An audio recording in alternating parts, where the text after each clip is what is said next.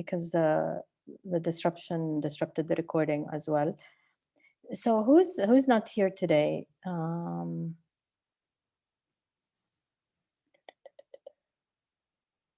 don't remember. Never mind.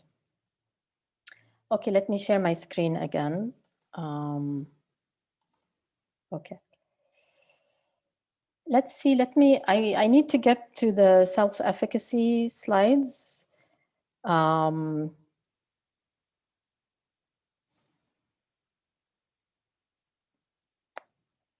Okay.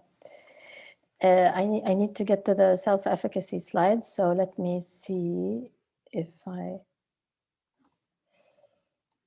okay. Okay.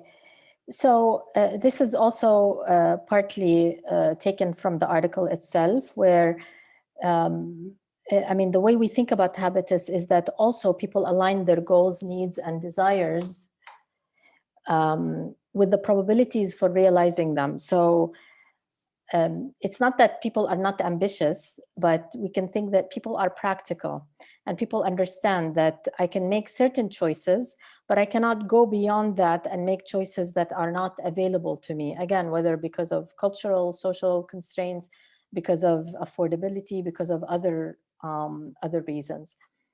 So in this way, habitus is the the way people act when they do routine tasks. You know, when I eat in the morning, when I walk to work, when I prepare my food, when I go and sit in a coffee shop, these become habitual ways of living, but they're always within the confines of this habitus. One thing that the article presented is, which I thought was really interesting, is that lifestyles are not only individual behaviors, they're also group behaviors. And they are group behaviors, again, that are socially normative and acceptable. And not necessarily in general, but sometimes they're normative or socially, culturally acceptable in some social classes, in some genders, in some age groups, but not others. Okay, so it's sort of like people in different social classes perform behavior in a certain way that is congruent or that is acceptable within that social class. Let me give you an example. And sometimes when I pick photos, I try to be as like culturally sensitive as possible. But if you think about smoking, again, it's really important to distinguish and the different types of smoking. I take pictures from the internet. It's important to distinguish the different types of smoking and how these types of smoking reflect social classes, genders, age groups in society. So this picture on the left has individuals who are smoking, and the picture on the right has someone who is smoking as well. But these are socially different experiences, totally socially different. You can say it doesn't matter because the health effect of argile is the same as a cigar, is the same as cigarettes, is the same as woman, man, it's fine. However, yes, so the stereotype is the smoking the cigar. I mean, that wealthy people smoke cigars and wealthy people smoke them in cigar bars or in certain contexts. It's very different than the argile smoking that young people smoke, or the cigarette smoking that someone who works in a factory or for example, a taxi driver. The context of smoking a cigarette is very different, again, than these two contexts of young people smoking argile or a wealthy man smoking a cigar. Okay, the idea here is that the picture on the left is one lifestyle, and the picture on the right is another lifestyle, even though the behavior is smoking. However, this is representing basically a lifestyle related to age, gender, and social class. It's young men, maybe they're university students, maybe they already work or they didn't go to university, and they're smoking ergile in a specific, I mean, if you look at the background, it's very different than the background here. Okay, so that's again another example of what Bordeaux means by lifestyle, that within habitus there are group behaviors that constitute lifestyle, and lifestyle is not only an individual action or behavior. The same thing here. If we're talking about physical activity and exercise, both are groups, of a few people who are engaging in physical activity. But the lifestyle that these two photos represent are very different, sociologically speaking. Okay, the age, the gender, the social class, the country is different. I'm not trying to like bring in like distraction of just being very sociological and but I think this, thinking about lifestyle is really important in health promotion because if I'm in this context on the right here, this is Brazil, for example. These are young people in Brazil playing soccer, young men playing soccer. Okay, for this group, physical activity means one thing. It's impossible for me to go to this side, this picture, and say that physical activity should be I don't know what this is, maybe Pilates or whatever, in a gym. Physical activity here is outdoors, it's young men, it's free, almost free. They just have the ball, they're playing the soccer ball, they're playing with it.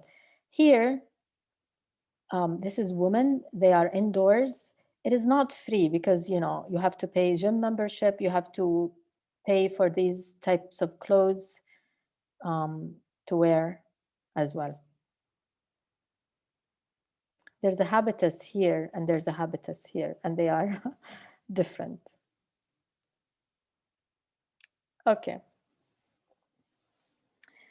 So again, this is from the article that healthy or unhealthy lifestyles are a form of consumption. It's like, particularly if you think about exercise, it's just like me going and buying a purse or a shirt. The type of purse I carry, the type of shirt, the brand I buy is a form of consumption, and that form of consumption reflects a social class. Okay, I can go, well, before the situation, I don't want to, let's say a year, 2 years ago, someone who would go, let's say, to ABC or who would go to Aswa Beirut, the Beirut souks, to shop there from some of the shops that are multinational, that is one form of consumption, versus someone who would go to a shop in a neighborhood that doesn't have a brand and buy a purse or a shirt. That is a different form of consumption. And what is argued here in this article is that even health behaviors is a form of consumption. So going to a gym and taking a Pilates course is a form of consumption. Playing soccer outdoors in favela in Brazil, it's called favela, in a very disadvantaged neighborhood, is also a form of consumption. Okay, and they're both forms of exercise, but they are different forms of consumption. And the article argues is that this is not uncoordinated individual behavior, that it's in fact, it is a group behavior. It's individual behaviors that aggregates and forms a group lifestyle that reflects the social class and what Bordeaux calls the taste of each social class, what they think is acceptable, what they think is represents their class and class interests. Okay, so I think I would like to move us to the self-efficacy, but let's get a comment from Zena or a question. Yes, doctor. Yes, I have a question. Yeah. What makes some people behave يعني outside their context? We see some people that cannot afford certain things, but always look forward to do them and refuse doing other things. And other people that are of other classes and norms go to different choices. Okay. So yes, so the idea here is that in general, people behave in a certain way that is socially normative, and that is within the constraints of the structure in which they live. But of course, in every society, I mean, there are, like, let's say, homosexuality in general is not accepted in society, but people do express homosexuality, of course. There are people who don't express it and hide it, and there are people who do. Let's say, how should I this?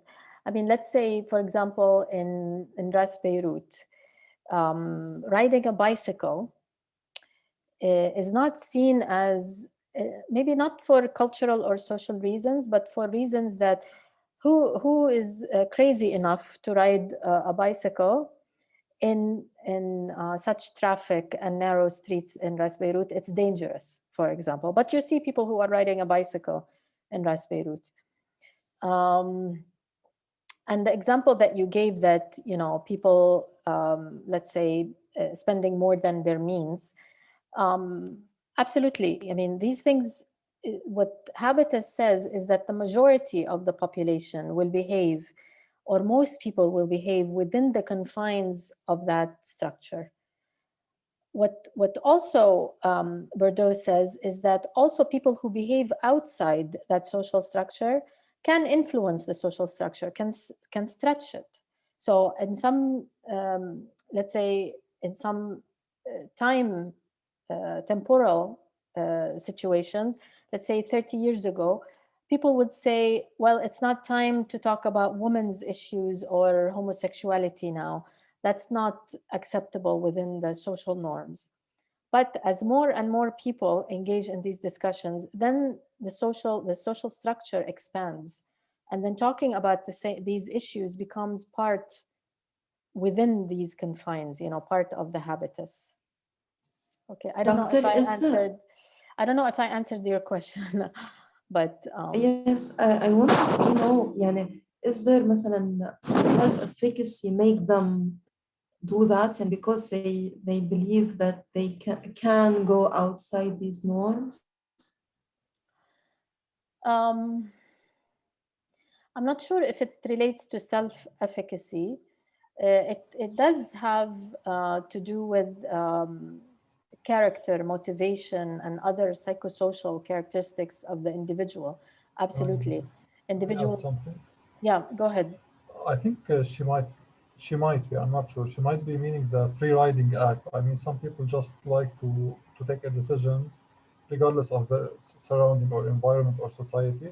And I came across the term altruism. So Sure. I'm not sure if she is referring to this term. Altruism is different. I think about altruism a lot in certain behavioral outcomes. So, for example, we use altruism when we think about recycling. For example, it's behavior that people engage in that doesn't impact them positively as individuals, but they do it because they think it's better for society. They're altruistic. So let's say somebody who goes through the inconvenience of paying money for a recycling company to come and pick up their recyclables because they don't want to put plastic in the garbage. Okay, they're paying money. They don't have an incentive themselves. They're paying money. They're going through the inconvenience of hiring this company to come and pick up the recyclables. And the explanation for this is that these individuals have an altruistic character. So they engage particularly in recycling and other pro-environmental behavior. They engage in these behaviors because they say it's better for society, it's better for humanity, even if I'm not getting out anything out of it. Okay. The other term you used is free riding. I don't think we use it in this context, unless I misunderstood. If you use it, can you use it in a sentence? What I'm trying to say is that sometimes the societal influences are strong, but yet we observe a certain behavior that's contradictory to this influence. Yes, yes. So this would be an act of a free riding act, like a person decides that he is not obliged to go with the flow, right? Right. And there are there are definitely a lot of people like this. Absolutely.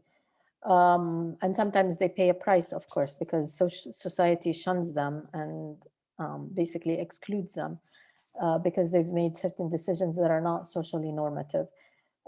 Free riding, on the other hand, is benefiting from other people's work.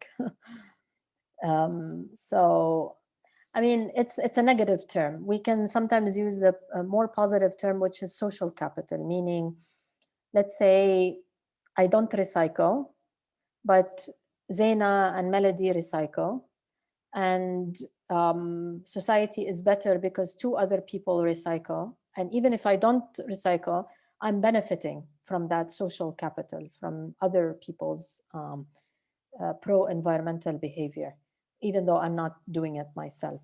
Um, yeah, but yes, you know, what I want to emphasize is that the habitus is not static. Again, it's really important to understand that it changes, and it changes because individuals can make choices outside habitus. Now, what generally happens is that people make choices within what is available to them within the confines of this habitus. But the more people go outside the habitus and make other choices, then the habitus changes. The confines, the border changes. It becomes bigger, it changes from a square to a circle. It changes shape. It brings in more people, or it it excludes more people, it includes more people. It's a dynamic process, and that's why that's really that's what makes Bourdieu's writings really complex, because he explains this process, but it's really difficult to grasp it. Okay, I think Isaac, your hand is up from before, but Lamia, you had your hand up. Yes, I just wanted to jump on the example of Zaina, because she gives an example about a person who is trying to buy something that it's out of his capability. In fact, this, if we follow Bourdieu, it's not about getting out of structure, it's being in the structure, because that person is influenced by the structure, because of marketing, of social desirability, because your neighbor buy it, so you want it. So in fact, this is an action of being in the structure and staying in the loop of Sure. being reaffirming the habits. Sure. At a certain point, when he talk about getting out of the habit, he talk about if getting free, kind of free from the structure, is when he said when the person determine himself. So we can understand that even by saying he get conscious of the influence of the structure and learn to know himself. Okay. What make him react. And so it's a little bit complicated. It is used even in personal development and psychology to change habits, Sure. but it's more or less in the same topic. Right. Right. I So hope I didn't confuse. no, it's fine. So what you're saying is that Lamia, what you're saying is that consumption or living beyond one's means is actually within the structure that we are, we're forced to always Yeah. buy things, Yes. even if you can't afford them, buy them, put them on credit. And there are stereotypes that there are societies or groups that do this. It's again, it's a group lifestyle about, Yes. you buy expensive clothes even if you can't afford it, because that's what is socially acceptable. Acceptable. Exactly. Yes, is that you Exactly. need to appear in these clothes even if you can't afford them. Absolutely. So the other idea about consciousness, and others have written about, I mean, there's Paulo Freire in Education that has written about how people can reach consciousness where they start to see how structure is influencing their behavior. Exactly. Yeah. Exactly. Yes. So for example, if I like wake up in the morning and I eat something and I start to think, well, why am I eating this and not eating that? What is it in the supermarket that is pushing The me trigger. that's Yes. pushing me to buy this product and not this other product? And how, basically, how is that determining my behavior? Yeah, I mean, you can think Exactly. of it And this way, and you can think about it in like more like social oppression, like resistance to social oppression yeah. type of Yes. ways, where let's say sometimes farmers or people who work with let's say corporations start to ask questions, why am I Yes. doing this? Who is making money from my labor? Yes. um, yeah, And so some revolution end up firing. yeah, yeah. Okay, great, thank you. Okay, Jana, you had a Yes, comment? yeah, I Yes. just want to say one thing about choosing healthy behaviors. For example, in Lebanon, let's say, especially in the rural areas and the villages and the south and the north, people usually have like places to like outdoor. They can plant, they can actually have organic food and organic, let's say, vegetables or fruits. But even though they have these resources or places where they can actually um, have their own and plant and grow their own organic food, you can't find a lot of people doing it. Like personally, since I live in Beirut, but once like during the quarantine when we went to the south to my village, okay? So when we actually had the time and we felt like, oh, it's like even the food tastes different when when it's organic, really, it's really, really good. So Yeah. I think there are different factors also, even though we have the let's say resources and maybe place where we can actually um, or we can afford doing something, but there are other factors as well. And also regarding the social factor, maybe some people still think that, farming and planting is not something that is like it reflects your social class. Sure. So some people are very sensitive about it. Yeah. So yeah, I think such factors are definitely Yeah. uh, Yeah. Because affect people, our behaviors. Yeah. yes, because people have, start to think about other jobs as socially mobile Yeah. Like types of. planting your own like food or vegetables does not mean that you cannot afford actually getting organic food, maybe also Yeah. also organic food, but I don't know, it's different. Yeah. You get what I mean? But again, it's not static. So there's a process where people have moved away from agriculture Mm, because they started to believe that it's, you would associate it with low skill or low income yes, in any exactly. society. So they started to get into other types of jobs or means of livelihood. But then what you find now also is that those who can afford, those who have the financial means, then would start to turn to buying organic food Yes. or healthier food.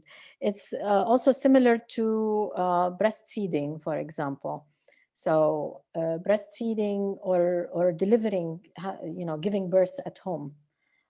So breastfeeding, what we find actually, I think, I'm not sure what the data is in Lebanon, but in Syria and in Palestine, for example, there's data showing that it's low-income women and women with low education who do not want to breastfeed. They want to give the bottle, the formula to their babies. However, it's now, there's this trend where women who have higher education and higher means who insist on breastfeeding and feel really, have real like dilemmas if they cannot breastfeed. The same thing with delivering at home, in low-income countries or in low-income communities, women used to deliver at home, but now it's so delivering at home is associated with lower socioeconomic status. So women want to deliver in a hospital. But then you have women who have PhDs or medical degrees in wealthy countries who now want to deliver their babies at home and not do it in the hospital. So that's just an example of how habitus is changing and moving. And what Bordeaux, for those of you who've read, it seems Lamia, you've read Bordeaux. He basically, there's another book that he wrote, and he basically argues that it's people who have high socioeconomic status who basically shape cultural norms and what is considered to be high class and not high class in any society. And then because others want to claim. Absolutely. Yeah, well, and then others want to emulate them and climb up the social ladder. They want to behave like upper class people. Yes. Okay. And that's all related to behavior because it's similar, for example, there was a time where women, as an expression of social class, they started to buy milk formula and feed their baby formula. There's a time where also, women wanted to buy packaged food because it's associated with higher class than buying food from the shop next door. They wanted to buy from a supermarket, like Kraft and other brands because they associated that with high class. Okay, we didn't get a chance to talk about self-efficacy. Maybe we'll do that next week. We'll do that and we'll bring it down to earth a little bit with self-efficacy because it is a complex idea, but not as complex as the debate on agency and structure. So next week, you've done the reading, so you don't need to do anything. But also next week, we'll talk about vaccine acceptance.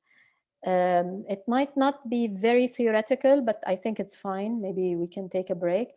But vaccine acceptance right now is a really important hot topic because data from Lebanon is not very positive on vaccine acceptance. And this will have an impact on what happens later on, in addition to all the scandals that have been happening. But,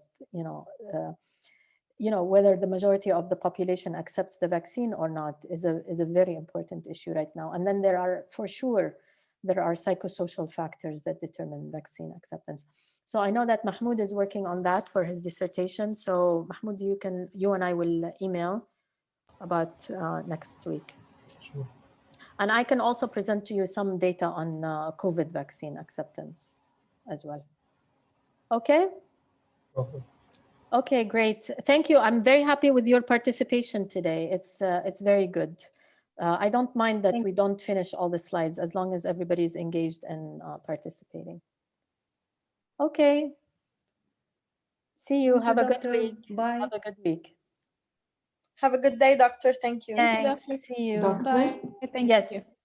I wanted to ask you, do you know when will we have the recordings? Do you think? Okay, that's a good question. I really have to figure this out because I tried to download the recordings on YouTube from my laptop. I don't know if you didn't hear what I said at the beginning of class, but my laptop heats up every time I try to download the recording. And I couldn't do it from the office. So I have to figure something out. I have all the recordings on Zoom, but I just need to be able to download them. But I think on Zoom, you can just give us the ID and the password. On Zoom, if I record on the iCloud, I give you the ID and the password, but my iCloud is full. So I've been recording on my computer. I used to do that on my desktop last semester, but I did it on my laptop here, and it's not working well now. Okay. But all of you are joining class. Yes. I find it easier to study by listening than by reading. Yes, Okay. also, doctor, personally now, like in the past 20 minutes, I got disconnected like nine times, to be honest. It was really, I broke the record today, so yeah. Okay, I'll really work on uploading the recordings on YouTube and putting the link on Moodle. Okay, and in any case, I'm gonna try, I don't know what's gonna happen next week, but I'm gonna try to go to the office starting next week on Thursdays for this class. Okay. Okay, thank you so much, doctor. Okay, great. See you. Bye.